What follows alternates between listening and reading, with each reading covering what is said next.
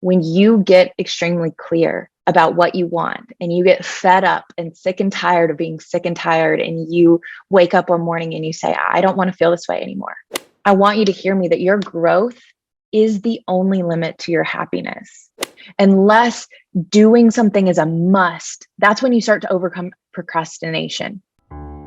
If you obsess over whether you're making the right decision, you're basically assuming that the universe will reward you for one thing and punish you for another. The universe has no fixed agenda.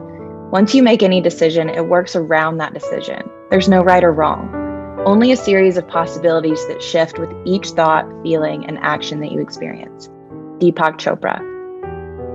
I love this quote because I think so many of us can get overwhelmed with the pressure that we put on ourselves to make the right choice, to do the right thing. And this is just a reminder that there is no right thing. There are just the choices that we make and the consequences that we live with as a byproduct of those choices. And those consequences aren't always bad. A lot of times those consequences are expansion of possibility, of new opportunities because of the things that we chose to say yes to. Today, I want to talk about how to overcome your procrastination around making decisions, overcome your excuses that are holding you back, and really become mentally fit and strong. Because when you get extremely clear about what you want and you get fed up and sick and tired of being sick and tired, and you wake up one morning and you say, I don't want to feel this way anymore, and I'm going to do something about it, whether that's in your relationships, your finances, your career, just your environment in general. Maybe you wake up one day and you look at who you're surrounded by and you're like, I can't do this anymore. I need something different. I want you to hear me that your growth is the only limit to your happiness. If you're unhappy in some area of your life, that's an indicator that you're not growing in that area. And so it's an invitation to grow. It's an invitation to expand, to make new choices.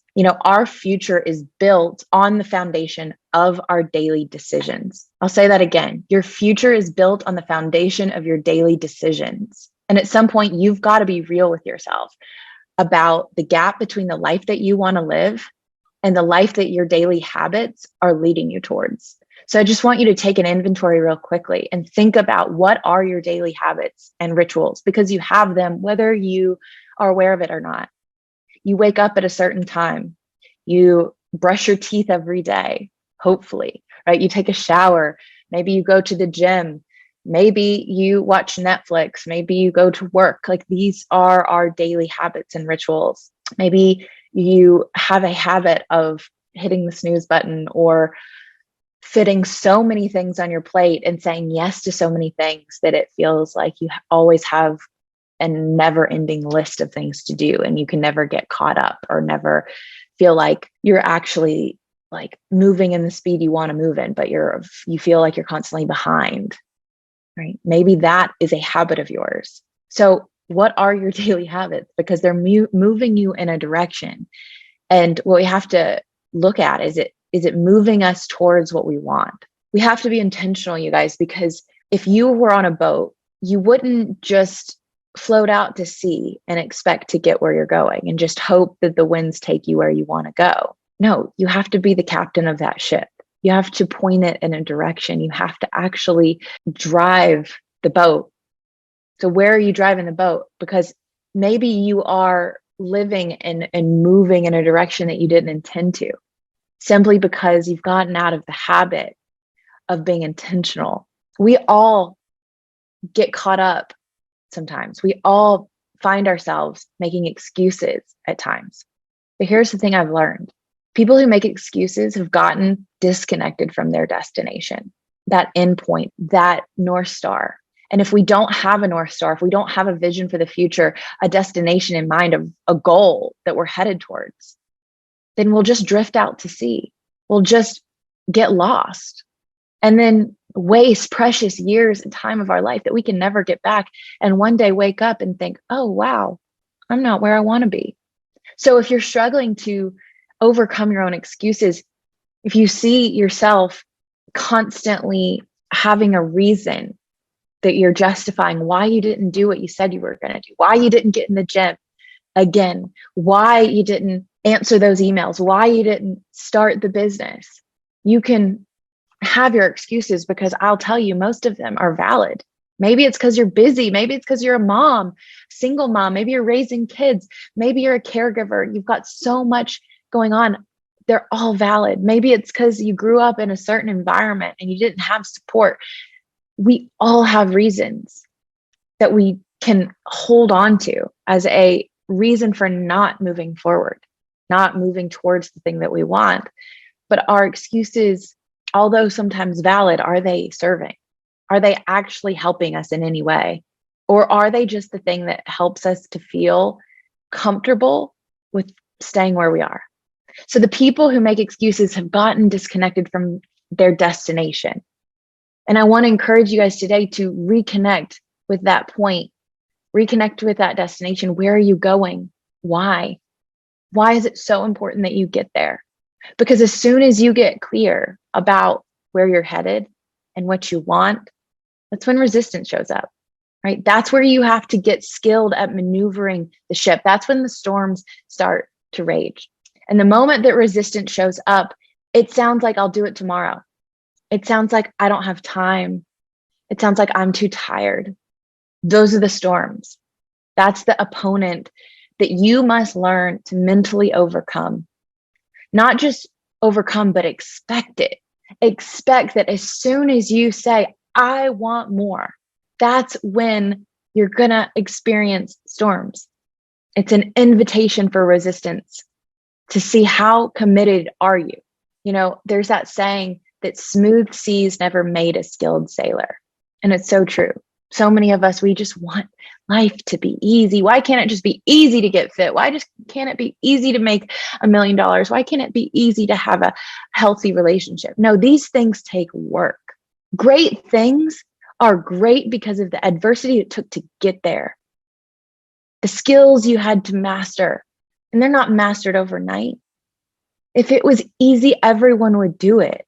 Because here's the thing, you guys, resistance is going to show up, and your ability to get where you want to go, to achieve your dreams, to reach that destination is always going to be proportional to your willingness to be criticized by people who don't understand them, by people who think small, by people who are afraid of taking a leap of faith, by people who love to live in their comfort zone, by people who have their own excuses. Your ability to achieve your dreams is always proportional to your willingness to be different, to stand out of the crowd, to do something maybe on your own when no one else is signing up to do the hard thing. You are. But that's what it takes. Don't live in the illusion that you can just get where you want to go without work, without effort. You can do exactly what you want to do. You have it in you. If you have a desire, it's because it was meant for you. You don't have to question that. The fact that you dream it and that you desire it means like you are meant to follow that. It's the direction you're meant to head in. And so I want to give you quickly 3 tips for getting more done, for getting where you want to get to, for moving towards your North Star. And the first thing you've got to do is you got to learn how to say no. You know, this year I've done so many of the things that I committed to. I said this year was going to be the year I got in the best shape of my life. And I have lost 21 pounds and counting because I was serious when I made that commitment, that promise to myself.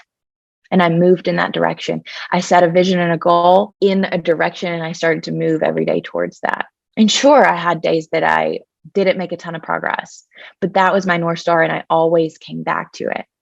I've created the type of community that I have craved for years. I've traveled across the country. I've met incredible people. I've met milestones in my business this year, and I've been able to get this done because, one, I've learned to say no. When you know what you want, it's easier to say no to the things that aren't it. But if you're not clear, you'll say yes to anything. It's one of those things. It's if you don't stand for something, you'll fall for anything. And your time and your energy, you can't, like when you say yes to something, you're saying no to 100 other things. So what are you saying yes to and what are you saying no to? Learn to prioritize the people and the things that you want. Keep the most important things the most important things. Make sure that your priorities are in line. And if they're not, then do a self-audit, reassess, and remove the things that have creeped up at the top and move them down, right? If having fun and having cool experiences is a priority of yours, great. But if getting in shape, writing a book, building a business, starting a family, those things are more important to you, just do a reprioritization. It doesn't mean you can't have fun. It doesn't mean you can't relax. It doesn't mean you can't rest. It doesn't mean you can't travel. But is it the most important thing? What are the most important things, and make the most important thing the most important thing? I want you to think about the things that you wanted to do this year, because we're creeping up at the end of the year. We're about to go into holiday season, you guys. This is game time. Think about the things you wanted to do this year, the things that you've done and the things that you haven't done. And then I want you to think about why you haven't done them. I'll give you 3 reasons that you haven't done them. 1, you didn't schedule them. You didn't put it on your calendar. You didn't book it in. You didn't make time. I can't stress to you enough the power of owning your calendar and scheduling in the things that you want, even if that's rest and play. Put it on your schedule, right? I'm a business owner. There's a lot that demands my attention day to day, things that have to get done. And sometimes I've realized I'm working in my business so much that I'm not working on it, right? It's the micro versus the macro. I'm in the day-to-day hustle and grind of just doing the tasks and the administration and the delivery of services and all of that I lose connection with the greater picture and the greater vision. And sometimes I need to zoom out and reconnect with where are we headed as a business? What are the bigger overarching goals? Are we still aligned with that destination? Are we still moving in that direction? And so sometimes I've got to make time and schedule in time to work on the business, not just in it. So I've got to schedule time to work on my keynote speech or work on my book. And those things aren't just going to do themselves, right? I have to put it on my calendar. I have to make it a priority. So number 1, the reason you haven't done the things you said you wanted to do is because you haven't scheduled them. Number 2, they weren't important enough. They weren't important enough. I said, keep the most important things the most important things. They have fallen off your priority list. They weren't important enough. Other things took precedence. So we've got to take a real honest look in the mirror and say, how much do I really want this? Is this really what I want? How much does this matter to me?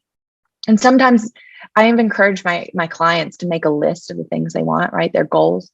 And then I ask them to look and I say, what is the number 1 thing that would, first of all, if you achieved it on this list, would change your life the most significantly for the better? What is that?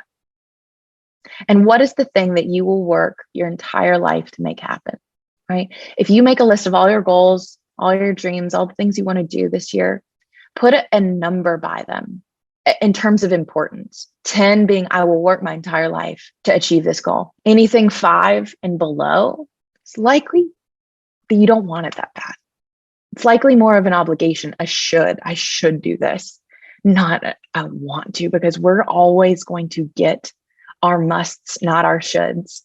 Unless doing something is a must, that's when you start to overcome procrastination, the putting off of doing the things, because when it gets down to the deadline and there it's now that thing that you used to sit on your to-do list and it was like, I should do this, I should go. A lot of us, it's like, I should go to the gym. I should go to the gym, until one day you wake up and maybe you've got, you're pre-diabetic, or now you're seeing a number on the scale that you've never seen before. You can't fit into a certain pair of jeans or whatever. And now getting in the gym has become not a should, but a must. And that's when you find yourself moving into action. We will always get our must. So make those things that you want to do musts. They are non-negotiables, because you will get those things. So is it important enough? That's number 2. And number 3, the reason that you're not doing the things that you want to do, if it's not because you didn't schedule them, it's not important enough. Other people are controlling your time. You're saying yes to too many things that aren't aligned with your bigger vision. Because here's the thing, a lot of people, we procrastinate because we're waiting for our motivation to rise. But we forget that getting started is what leads to a rise in motivation. Passion is not a prerequisite for progress. It's the result of progress. As soon as you start to see some momentum, that's when you're like, oh, I need more of this. You start to get a dopamine hit. You start to have a chemical shift in your neurochemistry. It makes you want to come back for more. And a lot of us, we're just sitting on our hands waiting to feel that feeling. No, you got to get started and then you'll feel that feeling. Don't cut your legs out from under you before you get started. Don't assume that you're just going to wake up one day and feel motivated to start that business. You're not. Get started and then the motivation will rise. Make it a must. Schedule it. Make it a non-negotiable. Make it a priority. Make it the most important thing.